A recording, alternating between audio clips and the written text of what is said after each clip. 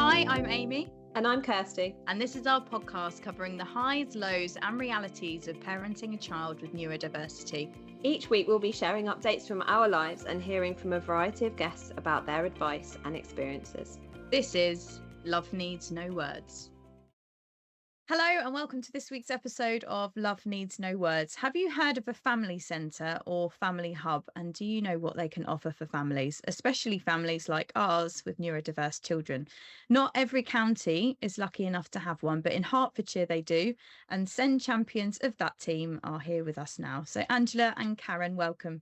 Thank you. So I guess a good place to start is, what is a family centre and what can they do to support families like ours, Karen? So we have three groups, three teams. So we have the Family Service Centre, which I'm part of. So I'm a family support practitioner. We go and support one-to-one. We have our Universal that Angela is from, which you go through all the different groups. And then we have a perinatal team. So from expectant mothers through to the 1 year. We have lots of different groups that go on throughout the year. We have baby fairs. There's lots of things that we have at the family centre. We're sometimes joined to a school as well. We have health visitors on site as well. So there's quite a lot at the family centre. So you kind of mentioned, Karen, that you and Angela have slightly different roles that you play within what the family centres offer. So you work in emerging needs and SEND practitioner, Angela, and Karen, you're a family support practitioner, which you sort of mentioned. Correct. Can you sort of share with us a little bit around what your roles involve and how they might vary from each other? So my role as a family support practitioner is I will get a referral that will come into the centre. Either adults can refer themselves in, or we might get a referral in from a school, from a social worker, or from a health visitor, where a parent might need some support in behaviour with children, helping put some routines into the family home and putting boundaries. Or it could be that either parent will need support regarding their mental health, and we also support with domestic abuse as well. So like I say, we get the referrals that come through, then myself and the rest of the team, we will phone the person that has actually referred in, and we will go around to their home and we will explain all about the package of support, and they can run anything from 8 weeks to 12 weeks. And we come to the home for 1 hour a week, hopefully on the same day, just to make it easier for everyone, and put that support in place for them. We're quite holistic in our approach. Obviously, we work with children from 0 to 5, but if they have an older child, as long as there is a child of 5, we can work with the older children as well, and just support the parents with whatever their needs are. Great. And what about you, Angela? What's your role? Well, I am the Universal SEN and Emerging Needs team. So Universal is all our drop-in centres. So our drop-in sessions. So we've got our baby groups, which is for babies that are not walking. So they can come at a week old, or they can still come at 14 months if the child's not walking, which is absolutely fine. And it's a relaxing place just for parents just to come, have a chat with other parents. And there's a little bit of singing involved at the end. They love to be singing at. And then we've got our active rhyme time. Mm-hmm. So this is them right up to birth to 5 years, and it's very active, and it's 45 minutes of just singing nursery rhymes. And then we've got our physical funs, which is what it says. It's very physical. They could be running around in the hall. There's all like soft play and things, because especially with children with SEN, they just want to run. So it's that opportunity just to let them run. And we also have a lot of families that don't have gardens. So they're cooped up in flats or one bedroom one bedroom flats and things. So this is a good opportunity for them just to come and just run up and down the hall if that's all they want to do.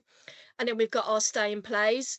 So they are set up like nurseries. So you've got craft going on, you've got a bit of messy, a bit of physical, you've got a baby area as well. So they're all our universal groups that anyone can just turn up to. You don't have to book. There is a fee to pay, but no more than £2.50. That's the highest it is. And you only pay for what you come to. There's no pre-booking. If you miss weeks, you don't have to add on any costs or anything. You just pay with what you turn up to. And then we've got our emerging needs groups, so that includes our SEN group as well, and these groups are more targeted to individual families. And so we have, these groups can be smaller, and they are only up to like 8 families in a session. So we've got little learners, so it could help them start walking, and that goes up to the age of 2. Then we got our 2 to 5s, so that could be behaviour, that could be SEN as well. We have early talk, so that one is actually devised by speech and language. And then we've got our early adventurers, which is for the SEN children as well. And then we've got our new one, our little chefs, and families can refer themselves into any of these. Oh, wow. We actually did the early speech one. My son had a speech delay, so it was flagged through our health visitor, who then referred us, and it was really, really valuable, actually, just to go and actually feel like I wasn't the only one whose child wasn't speaking, aside from obviously all the like helpful tips and such like that they offered.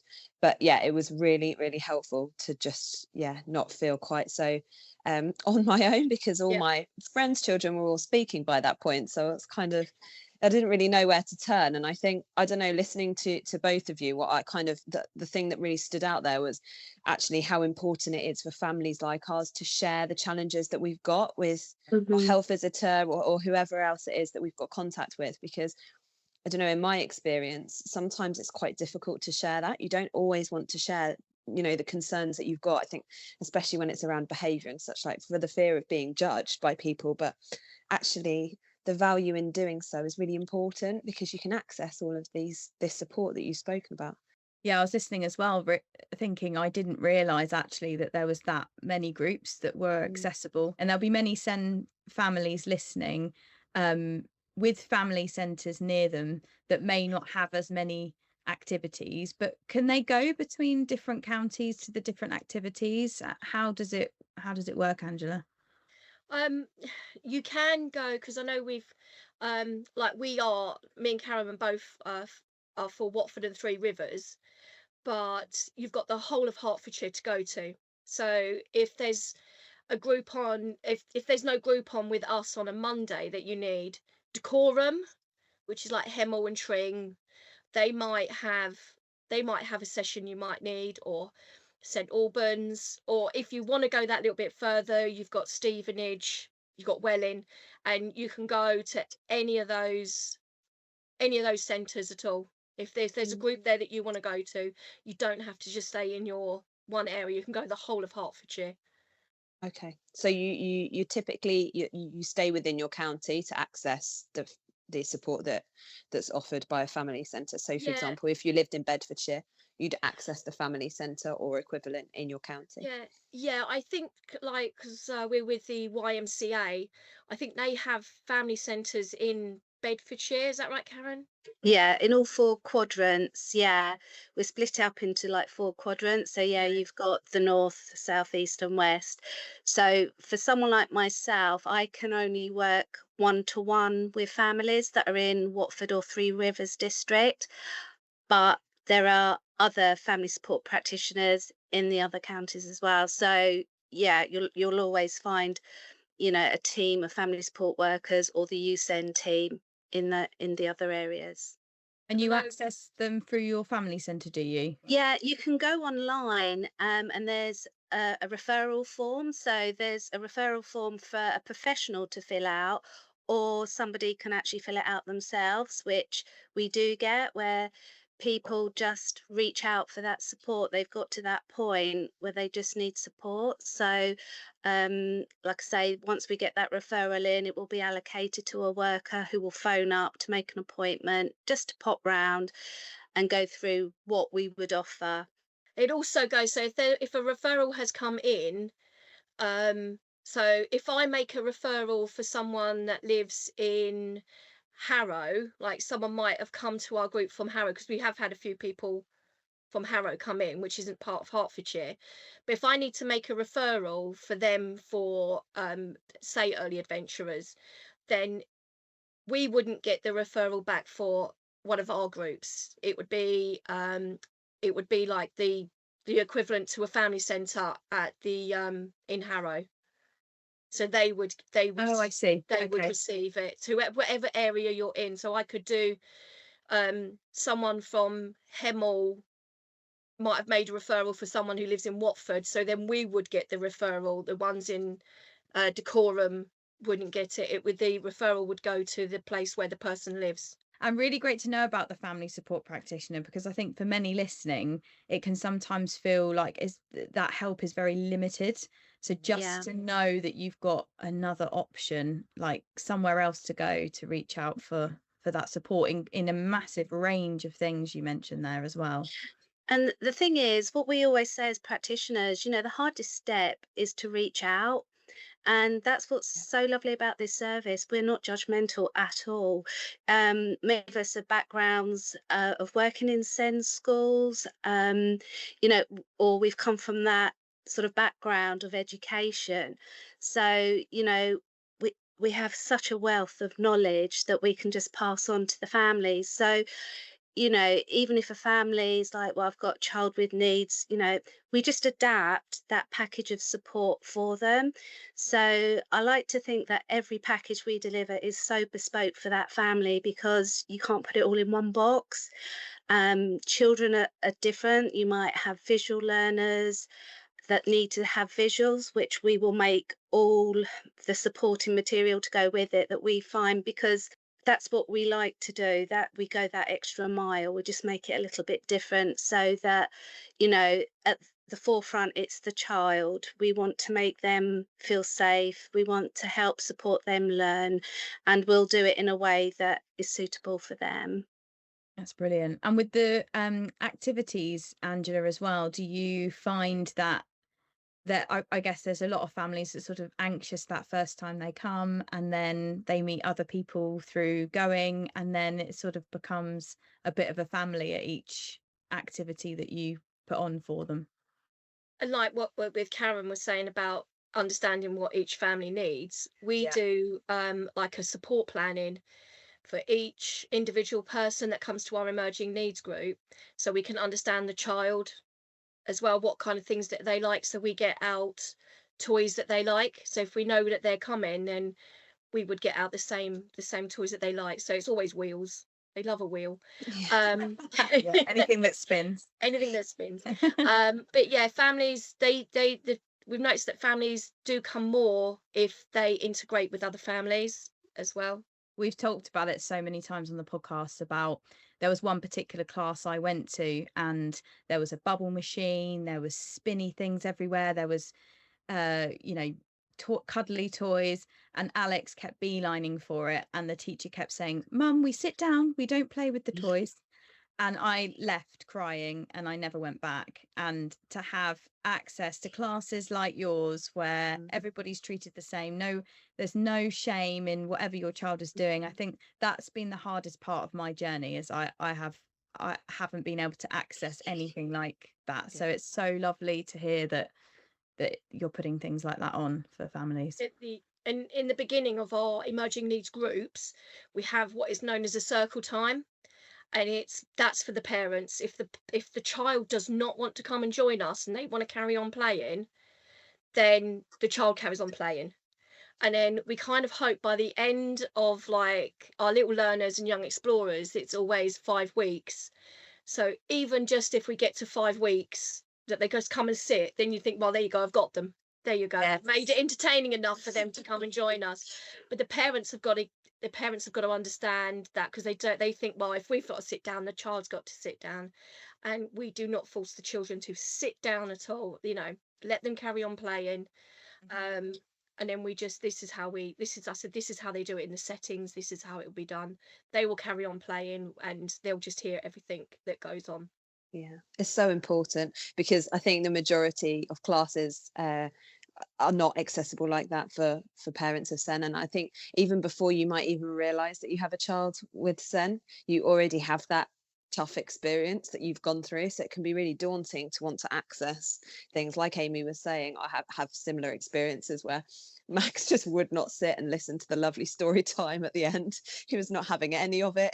I'd be able to bribe him with snacks for about 30 seconds of it, and then he'd be up and off, and I'd be running around the church after him. And it's awful when all the other parents are just sort of sat there with their child, and you think, why is this not working for me? So it's really nice to go and feel safe in a space where actually you're not feeling like all eyes are on you and that you're doing something wrong, because that's how it feels a lot of the time. Yeah. No, we never make the children sit down. We make the parents sit down. Oh man. And they've got to sing hello to everybody and say goodbye to everybody, and do all the actions to the songs. But the children just carry on playing. Even though all the toys are put away, there's still something out, like the home corner's still out, or something. So they just let them go on, and you start singing, and they do turn to see what you're doing. They don't come over, but I'm like, they're acknowledging what we're doing. That's half the battle right there. Just leave them to it, they're fine. Why is it so important for you as a family centre, would you say, to put activities like this on, and also to provide that support, especially for SEN families? I'll start with you, Karen. So for me, obviously, I'm not in group settings. I'm on one-to-one. I mean, I can work with mum and dad if there's mum and dad, or two ladies or two men. We'll work with whoever. It's really important because there is help out there, and we are able to signpost as well to other. If we can't solve a situation, then we know where we can signpost to someone that specializes in something. In one of our packages, which is the routines, guidance and boundaries, which is setting, as it says, routines and putting those boundaries in place.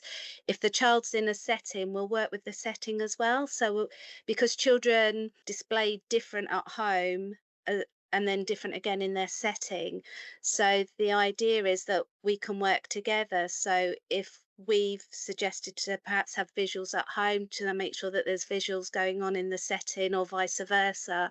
So it's trying to unite that all together. That's what's important, and that they're not alone.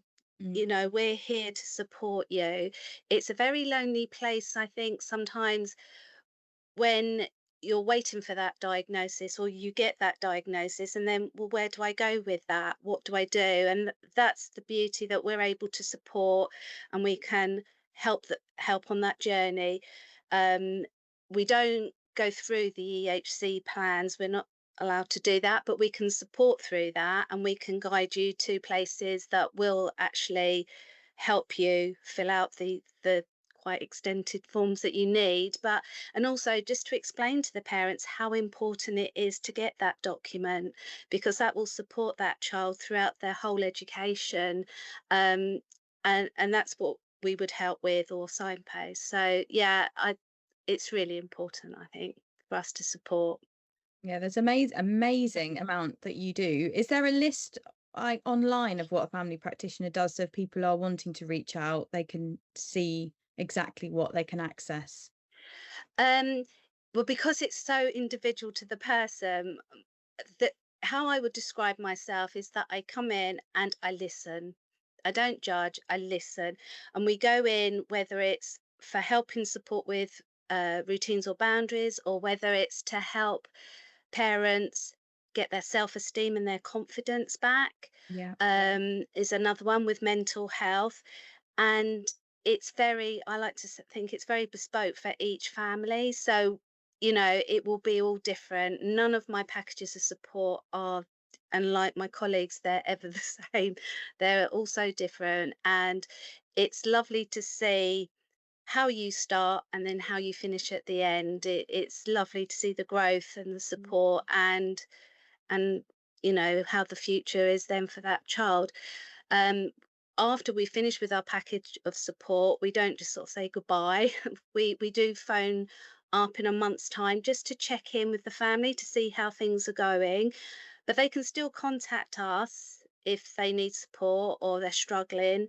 And then we give another, in 3 months after the support's finished, that's our final contact with the family. But they can always refer in at any time. You know, we're there to just guide them. So it's like a little journey, I like to think of it, of support. Oh, there'll be so many people listening that wouldn't have heard of this. I didn't even know about it. I didn't. So Yeah. family support practitioners will be inundated after this. Yeah, you will. You're gonna love You it, probably Karen. already are. You're going to get a whole heap busier. That's absolutely Sorry. fine. We all love our jobs, so that's great. Oh, that's good to hear. And What about you, families, Angela?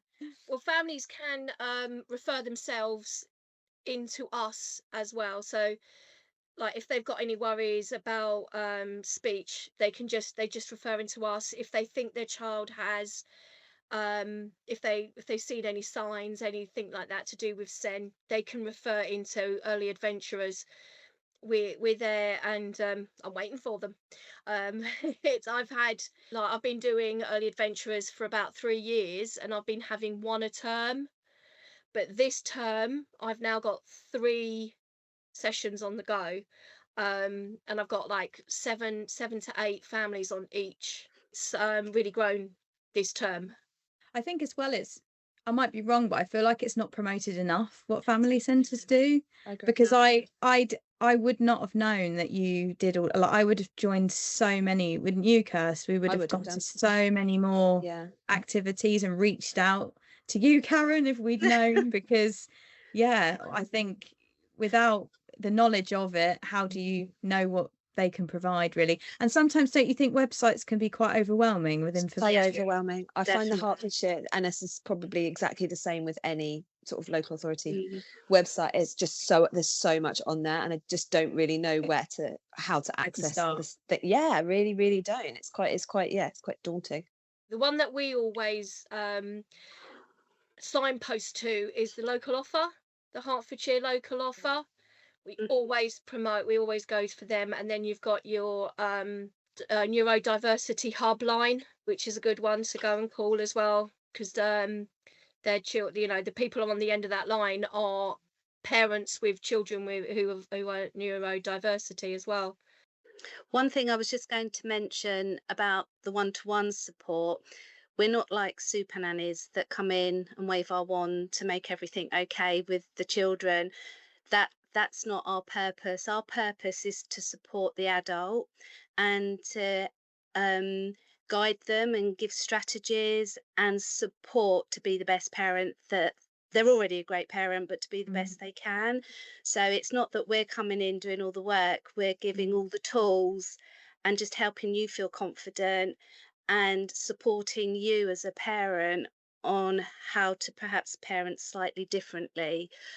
Because you might have one child that has SEND needs and another that doesn't, so you have to parent slightly differently, and we have to look at making sure there's not learnt behaviour from the other child. So there's all these different strategies, so I have to make that clear. We're not super nannies, but we come in and we support the adult. That's what we do. And we just ask for honesty, because we'll give a strategy and we won't be offended. If that doesn't work, then let us know, because we've got lots and lots of different strategies. It's just that one doesn't fit all. So that's why we just say, please be honest. If it doesn't work, we won't be offended. I've got another idea. So I just wanted to make that clear as well. No, and I think it's a really important point as well, because I think it's also gives confidence to parents to say it's okay that you need to do it differently. Yeah. Because it's quite difficult to step outside of that normal norm of Yeah. typical parenting strategies, and you know it's not working, and sometimes you literally feel like you're banging your head against a brick wall, because why is this not working with my child when my friend's child's responding really, really well to the same thing? And it's Yeah. and if you don't have anyone to turn to who's also doing it in a different way, it's quite Yeah. it's Very hard lonely. to, It it's is. really lonely, and it's difficult to adapt to that. So Mm, I think it's important to work with the adult, actually, Mm. because the yeah. adult's there supporting the child. That's it. And we're not going to be there forever. We're just Exactly. there for 8 to 12 weeks. So by giving that support, helping them be confident and to trust in it, you know, they know their child the best. We just come in with different eyes looking to see how you could approach it slightly differently to how you might have thought of before. And sometimes it can be something so simple. And I've had parents say, "Oh, why didn't I think of that?" It's easy for me to see because I'm Mm. coming in, looking in, I'm not actually in it. So, yeah, there's lots of things we can do to help support. Oh, it's just amazing for so many parents just to have somebody to turn to talk to about Mm, it, that can then signpost you to the right place. And the yeah, activities, of course, because that's where I guess you work in unison, is that you can say, right, come on, you've got your confidence up a bit. How about you try an activity and see how you get on? And you might Build meet your network. yeah, Yeah, might meet exactly. some people in the meantime. and that's how we work so well together because after I've finished, it might be literally that. And I would support them to go to a first session and then they're on their own to one of Angela's. And then Angela might be talking in a session to know that there's a need there for either mental health support or boundaries and routine. And then she'll refer into my services. So that's how we work quite closely together. Yeah. So helpful. Um, so finally, Karen, we'll start with you. What advice do you have for families listening that may want to attend a family centre or reach out to one but are nervous about how, maybe their child will behave at an activity, Angela, or at one of the events, or I guess the fear of having to cancel last minute because they feel nervous. So I guess with you, Karen, it's somebody that wants to reach out for support but is feeling anxious about doing so. I would just say, just have that telephone conversation with the family support practitioner. That's what we do first of all. You're here that when we come to your home, we're not judgmental. We are here. That is our sole purpose, to support. That's the word. And I always say to any of my families, the first thing I say is thank you for reaching out, because that is the hardest step. Mm. And we are here. Sometimes we might just need to listen to hear what people want to say, and, you know, just have that confidence to reach out. There's no judgment. And I think people are very brave if they can put that referral in, because, they won't look back. We'll be there, to guide them all the way through, and just to see them grow, and to, at the end of the day, it's their child. This is the reason why they're coming to see us, is for their child to help support and be the best parent. So, yeah, please don't feel nervous at all, especially when you go to Angela and all the many other groups. They're just welcoming places. Even if you don't sometimes have to have your child there to go to some of these support groups, the send, chat and play. I don't know if we've mentioned that. Absolutely. Yeah, parents can, we have send, chat and play, so parents can come without their children, just feel what the place is like, get the feel of the place, but also the professionals are there. So we're here to support. If they just want to have a cry, that's fine. Just talk about whatever it is. If it's an EHCP, they don't know what that is, they've been told to get one, and we again can guide them and signpost them. So there's a lot of information we've got, and we just want to share it. We don't want to keep it for ourselves. So just take that courage and just, attend a session or pick up the phone, and we'll be there. From my experience, actually, I agree that they are very welcoming places to attend. And like I said, we attended the early speech course, and they were so lovely, so lovely. So I agree with you. Karen, that they are really supportive places to go. So there isn't a need to be nervous, but I do understand why parents feel nervous, because I've been in that place too. What about you, Angela, then? So if people are sort of feeling anxious about coming to the groups? Well, so what I've done in the past, if they've come into one of our emerging needs group and they are nervous about coming, because we always give them the phone call before, just to introduce ourselves. And if they are feeling nervous, then we can meet them at the centre before the call starts, like a week before, just to go, right, if you want to come in just on your own, come and see what the room looks like, how it's going to be set up. We can do it that way as well. We've also said, well, our session starts at 10, come in at 9:45. So you're the first one in the room, rather than you coming in when there's loads of people there and your child just goes into one, and everyone's just staring at you. So come in, be the first one in the room. And then so that's helped in the past as well.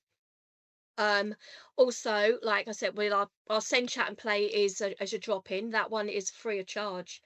Our send group is free of charge. It's for an hour, and it is, your child just comes in, let your child do whatever they want. If their child decides to, like, if we've got shredded paper and your child decides to throw the paper out of the tray and it goes everywhere, we will just go over and we'll do exactly the same thing. Oh, you want to throw it? Let's throw it. Let's all throw it. And you get a lot of the parents going, I'm so sorry, I'm so sorry, I'm so sorry.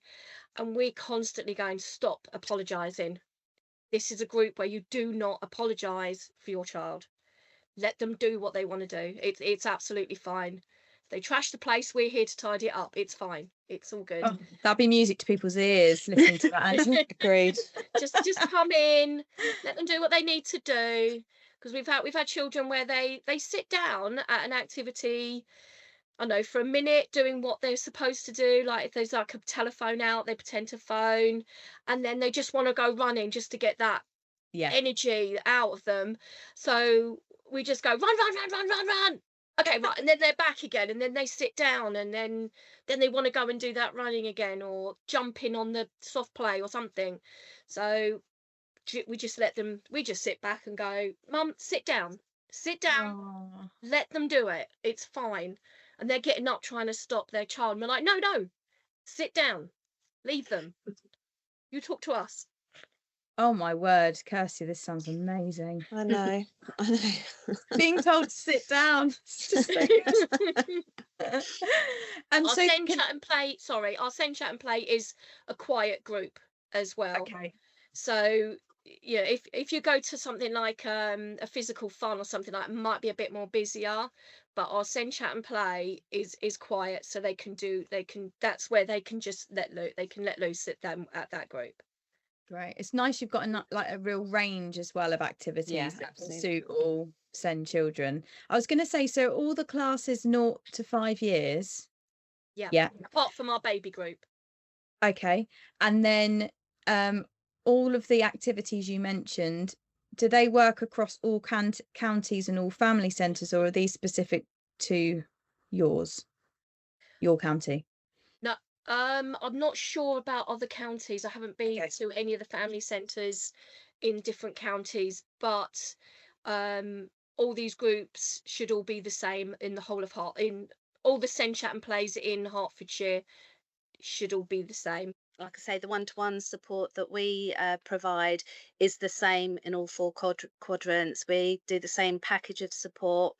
We just all deliver it slightly differently. Like I say, those of us that have got SEND backgrounds, which is quite a few of us, if a family say that they have SEND needs, they will direct them to more of the champion side of it, because obviously we've got quite a bit of knowledge.